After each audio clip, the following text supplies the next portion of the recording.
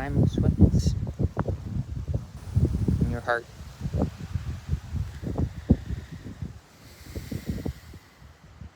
It's eternally aware of your every motive, intent, and thought. You might be able to hide from your parents, the authorities, your boss, but you cannot hide from the witness. You can call it your conscience.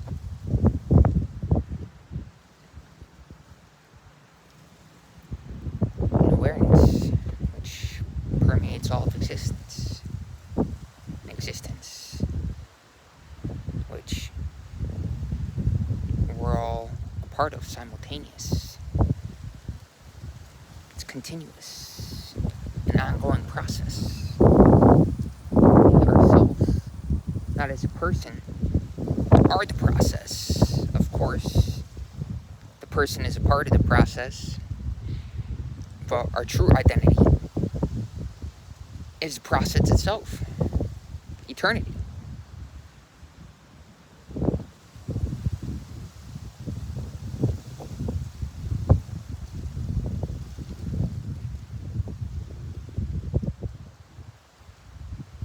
We get in tune with that, with this. No separateness, no difference between that and this, fundamentally. Of course, in the daytime, the sun shines on everything. So it appears as there's differentiation. Would that not lead to a sense of separateness?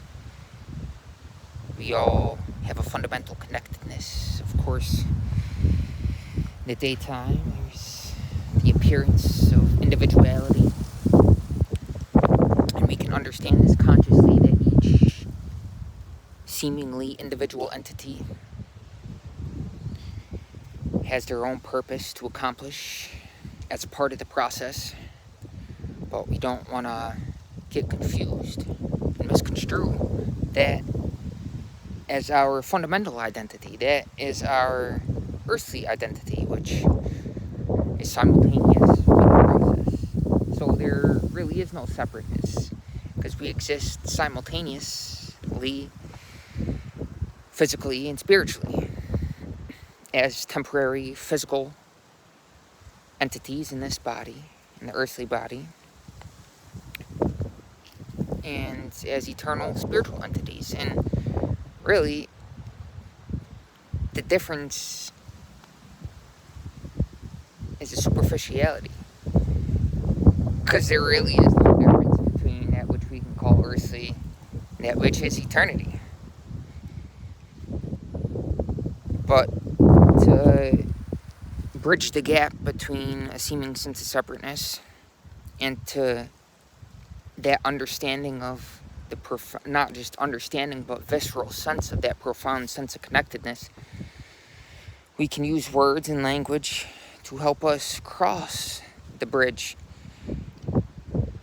to moving from that sense of differentiation and using our discriminative faculty, discrimination, to understand that yes, there is a difference, the appearance of a difference, and a fundamental sense of connectedness, and those are simultaneous. But to really understand that mentally is one thing, but we want to transcend what we call mentality, so we can feel it viscerally. And we do this by preserving and conserving and respecting our own vitality, our life force, which is not different than the life force, the essence within everything else.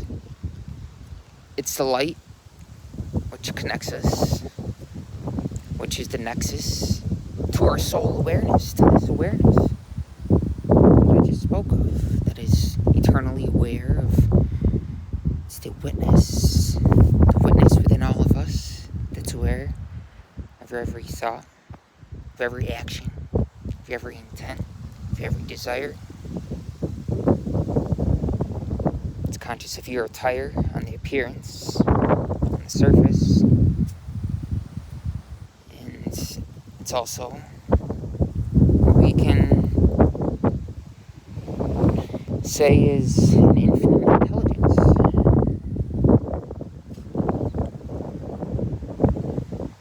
Consciousness.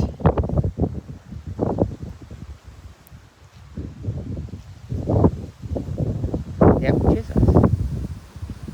As it's related to our energy. As we exist in an earthly body. The physical body, mental body, which is of a higher level of energy. We want to transcend identification with the body and think more of ourselves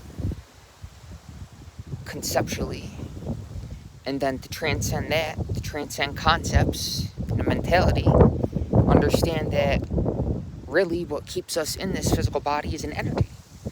And then we transcend, level up our identity to identification with this energy, because the body's not here to serve the body. This energy's not here to serve the body, but it's here to serve the energy. Hope I'm making sense.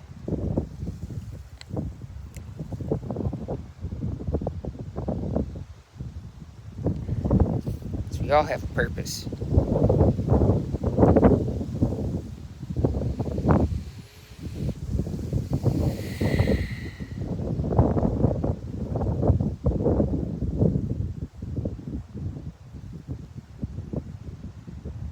And then beyond that energy,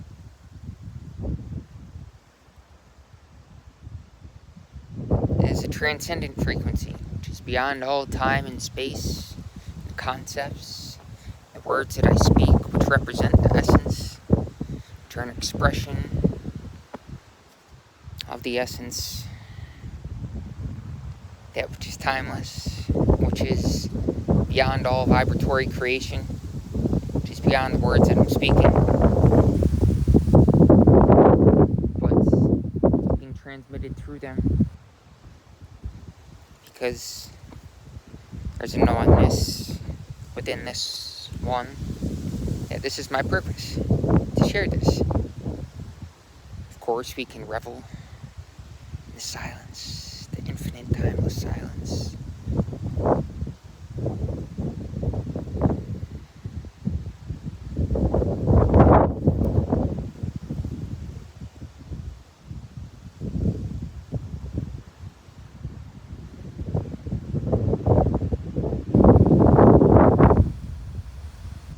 Just like a blank canvas, you look into the baby's eyes.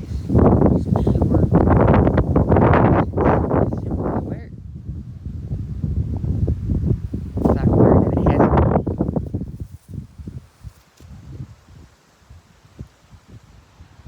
Or it's been assigned to me, given a label. It doesn't see that anyone's to blame. Simply pure. You can see the children. Observe the children, who are an exemplification of that purity, of eternity. They meet someone, they're not judging them based on appearance. They're simply there, present. They're not dragging memory into the present.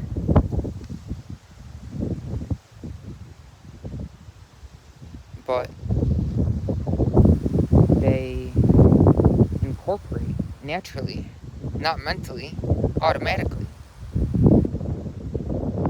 that so-called other as a part of the presence, because they're present, because there's no sense of separateness, because the body it's not felt as a boundary.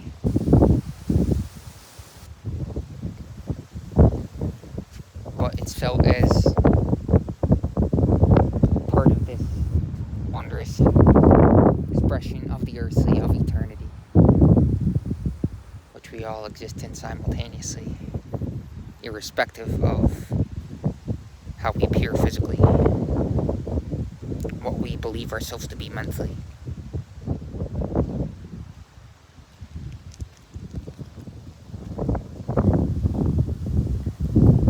Transcendent to all superficiality.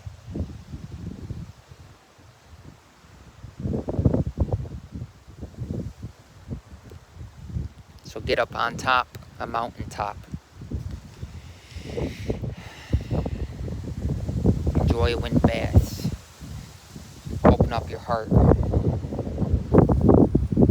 Purify the heart element. Go on a fast. Allow that energy to rise within you, within us. There's no difference, because as you elevate consciousness, you're uplifting all of humanity. And when you expand the context of your identity, naturally, you'll be guided inwardly, guided from within. 11:11.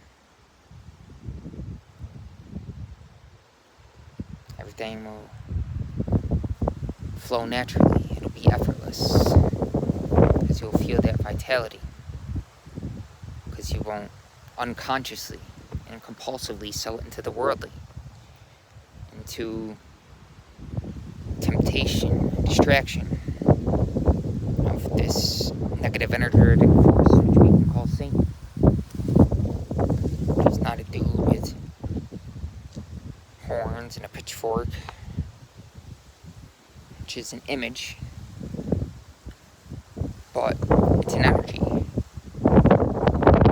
It's an energy that is within humanity, simultaneously with energy which is